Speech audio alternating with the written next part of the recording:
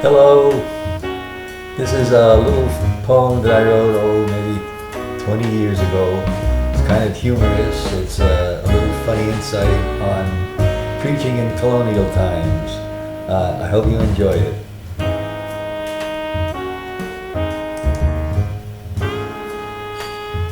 In colonial times, in those great days of old, preachers had one common problem, I'm told.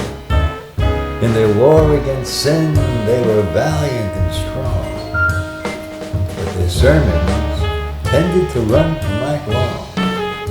They'd rant against drinkers and thinkers who swore, drone on and on for 2 hours or more. Well, one time, a preacher was waging his war against vices and sin when he heard a soft snore. One weary worshiper kind of dozed off, so he signaled his usher with a quick little cough. Now, one thing for olden time ushers to do was to keep folks from falling asleep in their pew. So they carried long poles, 'cause when folks started nodding, them poles was just perfect for quick pickup prodding. Well, in the case of the story that I'm telling you, the usher approached the sleeping man's pew and gave him a prod with the utmost discretion, but all it produced was 3 snores in succession.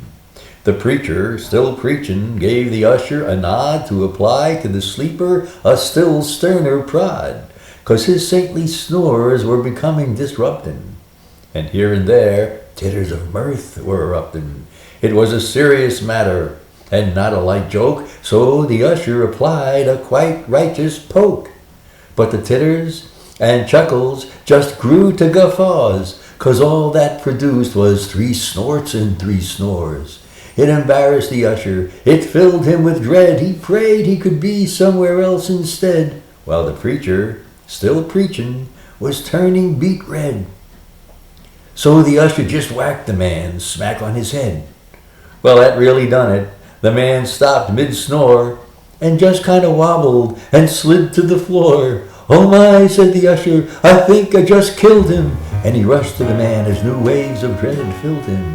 Through all of this action, the preacher kept preaching. He wouldn't allow it to disrupt his teaching. He simply droned on, still saying his say, while the usher rushed up to where the man lay. And here's what he heard as he knelt down right near him.